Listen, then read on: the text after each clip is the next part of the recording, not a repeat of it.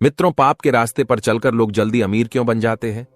अक्सर कभी भी इस बात को सोचकर बड़ी हैरानी होती है कि भगवान उन लोगों को धन दौलत से क्यों बढ़ाता है जो पाप के रास्ते पे चलकर धन कमाते हैं। ऐसे लोग दिन दुगुनी रात चौगुनी तरक्की करते चले जाते हैं। आखिर क्यों भगवान पापियों को अधिक धन देता है? क्यों नहीं? वे ईमानदार और सच्चाई के रास्ते पर चलने वालों को धन से समृद्ध रखते हैं, जबकि ऐसे लोग तो एक एक कौड़ी के लिए तरसते रहते हैं। धन कमाने में उन्हें काफी मशक्कत करनी पड़ती है। दिन भर बैल की तरह लगे रहते हैं, फिर भी अपने परिवार का अच्छे से पालन पोषण नहीं कर पाते।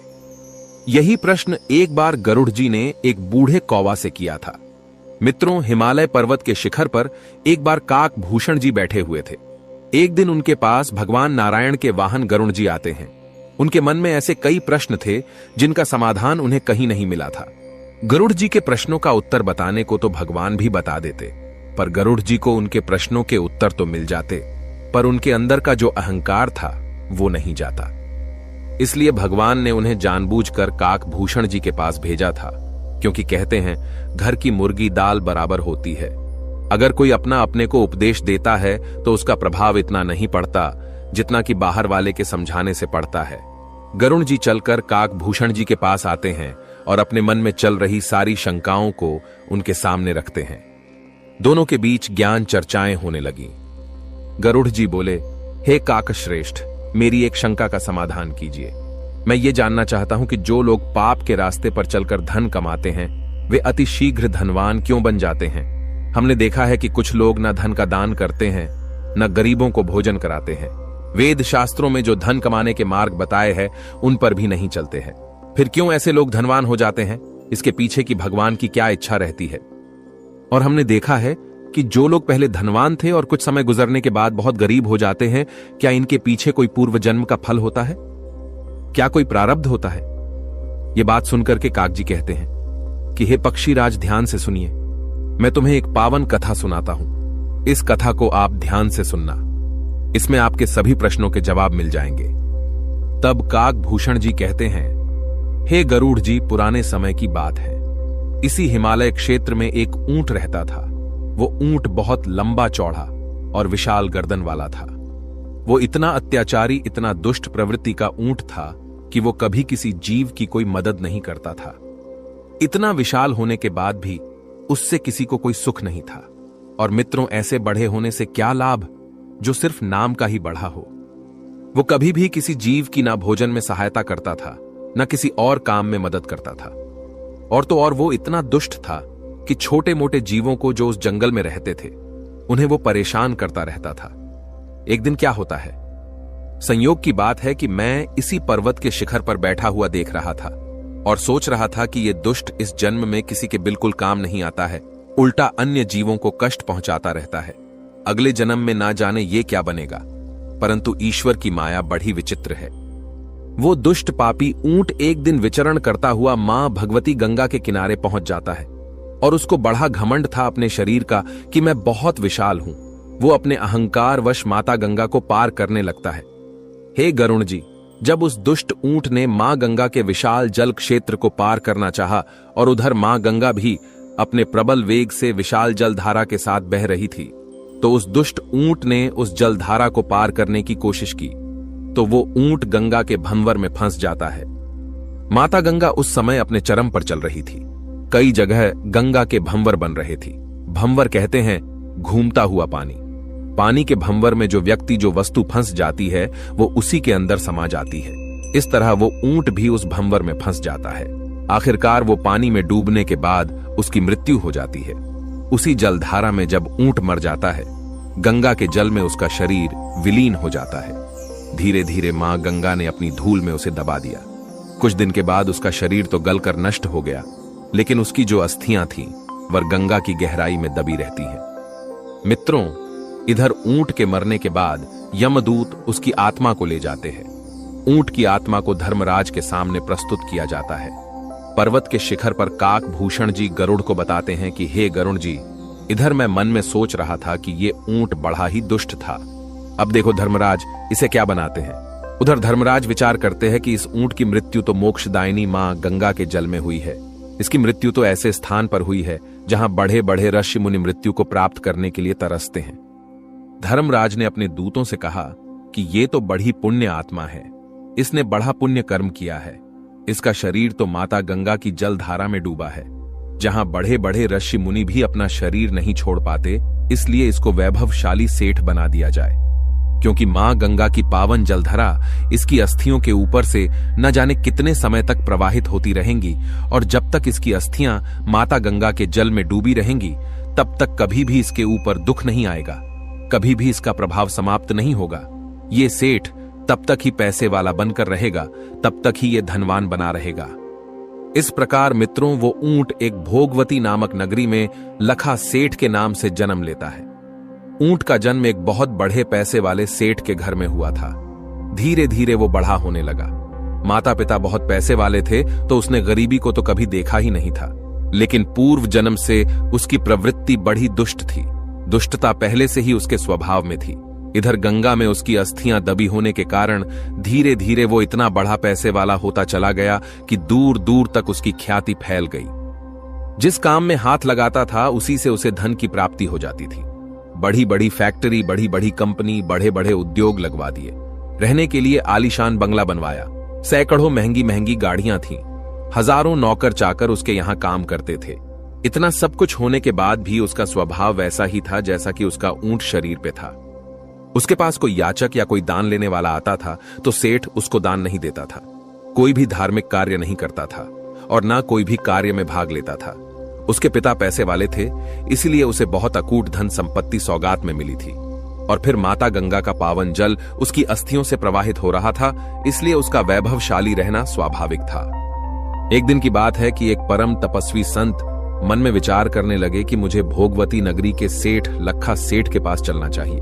वो बहुत बड़ा पैसे वाला है, उसका नाम मैंने सुना है। अगर उसके यहां से मुझे कुछ धन मिल जाएगा तो मैं भगवान शंकर का मंदिर बनवा दूंगा। यह विचार करके तपस्वी चल देता है। उसी सेठ के पास उसकी नगरी में पहुंच जाता है। काक भूषण जी बोले, हे गरुण जी। चलते चलते जब तपस्वी संत लखा सेठ के पास पहुंचता है, सेठ के पास पहुंचकर तपस्वी ने कहा, हे सेठ जी, मैं भगवान शंकर का मंदिर निर्माण करवाना चाहता हूं। उसमें भगवान शंकर की प्रतिमाएं स्थापित करना चाहता हूं। इसके लिए मुझे कुछ धन की आवश्यकता है। आप समर्थ है, इसलिए मुझे कुछ धन प्रदान करें। मैं याचक बनकर के आपसे मांगने आया हूं। तपस्वी की इन बातों को सुनकर सेठ बिगड़कर कहने लगा, हे तपस्वी, क्या मेरा जो धन है वो तुम जैसे भिखारियों के लिए है? मित्रों, उसका जो मूल स्वभाव था वो तो पहले से ही जन्म से दुष्ट था। दूसरा शरीर धारण करने के बाद भी उसका मूल स्वभाव नहीं बदला। उसने उस संत को देखा तो उसको फटकारने लगा और कहने लगा, भगवान ने तुझे इतना हष्ट-पुष्ट शरीर दिया है, कमा नहीं सकता जो यहां हाथ फैलाने आ गया। आप यदि कहीं कोई काम करोगे तो आप भी पैसे वाले हो जाओगे, मांगने की जरूरत नहीं पड़ेगी। देखते नहीं मैं कितनी मेहनत करता हूं, इसीलिए तो पैसे वाला बना हूं। जाइए, मैं आपको एक पैसा भी नहीं दूंगा। मित्रों, सेठ की इन बातों को सुनकर तपस्वी मन में विचार करने लगे कि भगवान की माया भी कितनी विचित्र है कि ऐसे दुष्टों को अपार धन दे देते हैं, जबकि ऐसे लोगों को तो धन देना ही नहीं चाहिए जो धन का उपयोग धर्म के लिए नहीं करते हो। कहते हैं, जो धन धर्म से कमाया जाता है और धर्म में लगाया जाता है, वही धन सुख देता है और वही धन वाला मोक्ष को प्राप्त होता है। जो धन को सिर्फ अपनी ही विषय वस्तुओं में लगाते हैं, निश्चित रूप से उन्हें अगले जन्म में पशु बनना पड़ता है। पापी दुराचारियों को, कंजूसों को, अधर्मियों को परमात्मा इतना धन क्यों देता है, जबकि सीधे सज्जन ईमानदार लोग जो धर्म कर्म करने वाले होते हैं उन्हें एक एक पैसे के लिए तरसना पड़ता है। ये पापी इतना बड़ा पैसे वाला कैसे बना? इसके पीछे का कारण क्या है? ये तो दुष्ट है। ये दान करना नहीं जानता, भूखे लोगों को भोजन कराना नहीं जानता, धर्म करना नहीं जानता, याचकों को दक्षिणा देना नहीं जानता। इससे दुष्ट तो मुझे कोई दिखाई नहीं मालूम पड़ता है। परंतु ये ऐसा कौन सा पुण्य करके आया है जिसकी वजह से इतना फलीभूत हो रहा है? इतना दुष्ट होते हुए भी ये इतना विशाल, वैभवशाली, समृद्धशाली बन गया है। क्या कारण है इसके पीछे? मैं इसके घर चलकर देखता हूं, कहीं इसकी पत्नी तो धर्मात्मा नहीं है। मित्रों, ये विचार करके वो तपस्वी संत पूछता हुआ लखा सेठ के घर जाता है।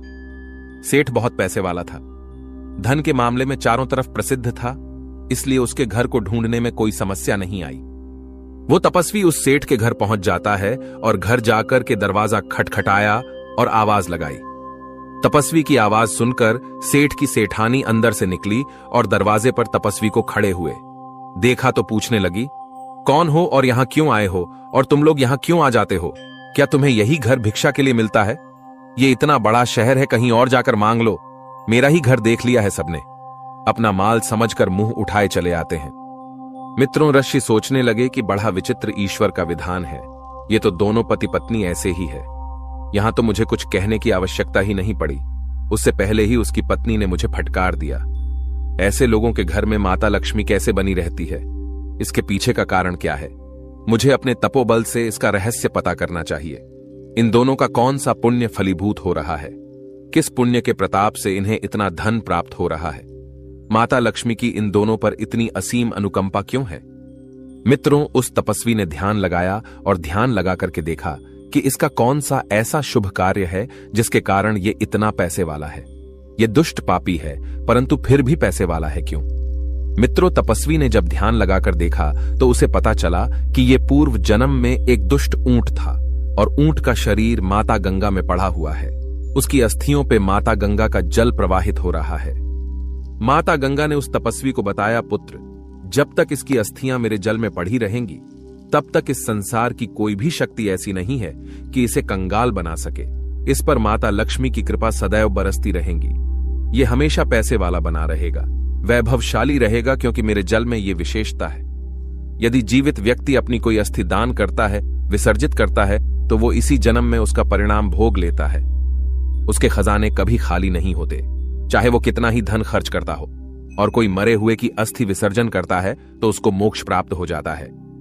यही कारण है कि ये सेठ का पूर्व जन्म का शरीर मरकर मेरी इस जलधारा में दब गया है, परंतु इसकी अस्थियां आज तक भी नहीं गली है, क्योंकि उस ऊंट का बहुत विशाल शरीर था, इसलिए इस जन्म में भी उस पुण्य को भोग रहा है।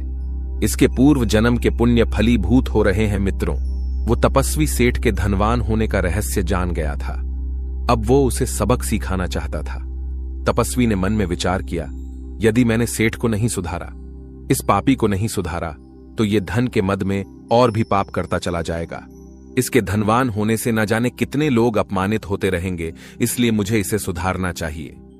मित्रों, अब तो वो तपस्वी वहां से माता गंगा के उस स्थान पर आता है, उस जलधारा में आता है जहां उसकी अस्थियां माता गंगा में पड़ी हुई थीं। तपस्वी ने गंगा के जल में प्रवेश करके उस ऊंट की अस्थियों को बाहर निकाल लिया और गंगा जी से 1 योजन दूर जाकर उन अस्थियों को फेंक दिया। मित्रों, इधर तपस्वी ने जैसे ही अस्थियों को गंगा से दूर किया तो देखिए अब क्या घटनाएं घटित होती हैं। सेठ की एक विशाल फैक्ट्री जिसमें उद्योग था, उसमें आग लग गई और उसमें जो सामान था सब जलकर खाक हो गया।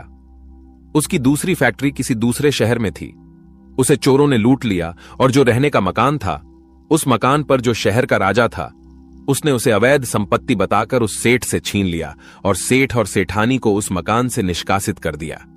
सेठ की जितनी धन दौलत संपत्ति थी सब नष्ट हो गई। अब तो सेठ के पास कुछ नहीं बचा। सेठ बिल्कुल कंगाल हो चुका था, खाने के भी लाले पड़ गई। अब तो कटोरा लेकर सेठ सड़कों पर भीख मांगने लगा। काकश्रेष्ठ कहते हैं, हे गरुण जी, जो लोग इस संसार में धनवान है और धनवान होकर भी कभी धर्म नहीं करते, न कभी दान करते हैं, न किसी की सहायता करते हैं, संत महात्माओं से नफरत करते हैं और अपने धन को सदैव अधर्म के कार्यों में लगाते रहते हैं, उस धन से हमेशा पाप कमाते रहते हैं, ऐसे ही धनवान होते हैं जैसे लखा सेठ हुआ था। कहीं ना कहीं पर उनके पूर्व जन्म का कोई कर्म फलित होता रहता है। मित्रों, धीरे धीरे समय निकला और सेठ बिल्कुल कंगाल होता चला गया। वो इतना मजबूर हो गया कि दोनों समय का भोजन भी नसीब नहीं हो पा रहा था। दर दर की ठोकरें खाता हुआ मजदूरी करने के लिए इधर उधर डोल रहा था, लेकिन उसे कोई मजदूरी भी नहीं मिल रही थी। हे गरुण जी, यही कारण है कि यदि कोई पापी व्यक्ति अपने प्रारब्ध के अनुसार पैसे वाला वैभवशाली बन भी जाता है और उसमें इस जन्म में अत्याचार किया, उस संपत्ति का दुरुपयोग किया, तो वो निश्चित ही उस सेठ की तरह पतन को प्राप्त होता है। जैसे वैभवशाली उस सेठ का पतन हो गया, संपत्तिहीन हो गया और दर दर की ठोकरें खाता हुआ इधर उधर मारा मारा फिरने लगा। पर कहते हैं कि संत बड़े कोमल हृदय होते हैं। वो तपस्वी संत एक दिन चल देते हैं और उसी सेठ के पास पहुंच जाते हैं जो दर दर की ठोकरें खाता हुआ इधर उधर काम खोज रहा था कि कोई मुझे छोटी मोटी नौकरी पर रख ले। उसे देख करके तपस्वी कहने लगे, अरे सेठ जी, आप तो लखा सेठ है जो भोगवती नगरी के प्रसिद्ध सेठ थे। क्या कारण हुआ कि आप इस तरीके से दर दर भटक रहे हैं? मित्रों, अब तो सेठ उन तपस्वी संत के चरणों में गिर जाता है। कहने लगा कि तपस्वी श्रेष्ठ, मैं नहीं जानता कि क्या कारण है। मैं बहुत पैसे वाला था, मेरा परिवार सुखी संपन्न था, पर अब मेरी ये दुर्गत हो गई है। मित्रों, इसे ही समय का प्रभाव कहते हैं, जो राजा से रंक बना देता है। वो सेठ क्षमा याचना करता हुआ पूछ रहा था कि मेरे साथ ये सब कैसे हुआ। तब तपस्वी कहने लगे, तुमने धन का बड़ा अहंकार किया था। तुम दुष्ट आत्मा तो थे ही, पूर्व जन्म से ही तुम्हारी प्रवृत्ति दुष्ट थी। आप अचानक माता गंगा में गिरकर मर गए थे और आपकी अस्थियां गंगा के जल में डूबी हुई थीं।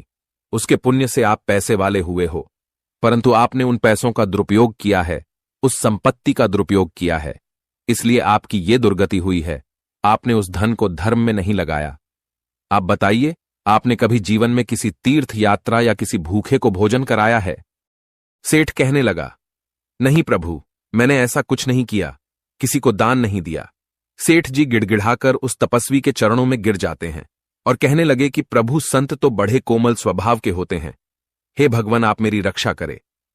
तब तपस्वी कहने लगे कि ध्यान से सुनिए, आपको पूर्व जैसा वैभवशाली बना दूंगा, परंतु आपकी जो कमाई होगी, आप जो धन अर्जित करेंगे, उसका कुछ भाग गरीबों में वितरित करना पड़ेगा। गरीबों की बेटियों के विवाह में दान करना होगा। कुएं, तालाब, पोखर बनवाने होंगे। धार्मिक कार्य संपन्न कराने पड़ेंगे। मंदिरों का निर्माण कराना होगा, तो आप फिर से वैभवशाली बन सकते हो। तुम्हें खूब दान पुण्य करना होगा। कोई भी संत आपके दरवाजे से लौटकर खाली हाथ नहीं जाना चाहिए। दर्शक बंधुओं, यही जीवन का परम सत्य है। किसी को यदि हम अपने दरवाजे से नास लौटाते हैं तो उसका महापाप लगता है और वो हमारे धन के एक बड़े 10वें भाग का हरण कर ले जाता है। पूर्व जन्म की कुछ शुभ कर्म के कारण पापी भी वैभवशाली हो जाते हैं और इसीलिए वो धर्म को और ईश्वर को भूल जाते हैं। मित्रों, तपस्वी के कहने से वो सेठ हर बात के लिए राजी हो जाता है, ऋषि की हर एक शर्त मान लेता है। उसके बाद वो संत उस ऊंट की अस्थियों को, जो उसने दूर ले जाकर फेंक दी थी, उन्हें फिर से लाकर मां गंगा के पावन जल में प्रवाहित कर देता है। उन्हें मां गंगा के जल के अंदर बालू में दबा देता है ताकि गंगा के जल की धारा ऊपर से प्रवाहित होती रहे। अब देखिए उधर क्या होता है। धीरे धीरे समय निकला। राजा के मन में विचार आया कि जो मकान सेठ से छीन कर ले लिया है, वो मैंने गलत तरीके से लिया था। मैं ये महल उस सेठ को वापस लौटाए देता हूं। मित्रों, राजा ने सेठ का मकान उसे लौटा दिया और धीरे धीरे जो सीट की फैक्ट्रियां थीं, कारखाने थे, वो सभी संचालित हो उठे। सेठ फिर से पैसे वाला बन गया था और फिर तपस्वी के बताए अनुसार वो सेठ रोजाना दान पुण्य करने लगा। अपने धन का एक बड़ा हिस्सा वो धार्मिक कार्यों में लगाता था। श्रोताओं, अब तो सेठ बढ़ादानी हो गया। बढ़ा दान देता था, ऋषियों को आमंत्रित करता था, शास्त्र मंत्रणा करवाता था, हर चर्चाएं होती थीं और जो भी कोई याचक उसके द्वार पर आता था, कभी खाली हाथ नहीं जाने देता था। कहते हैं धन तभी सुख देता है जब उस धन का कुछ भाग धर्म में लगता है। धर्म में लगने से धन पवित्र हो जाता है और उसका पुण्यकर्ता को चला जाता है। यदि आप चाहते हैं कि आपका परिवार कभी दुख ना देखे, तो अपने धन को हमेशा ईमानदारी से कमाओ और उसे धर्म में जरूर लगाना चाहिए। कभी परिवार पर मुसीबत नहीं आएगी। तो मित्रों, ये कहानी कैसी लगी? कमेंट सेक्शन में अपनी राय जरूर देना। मिलते हैं आपसे अगली कहानी में, एक और वीडियो में।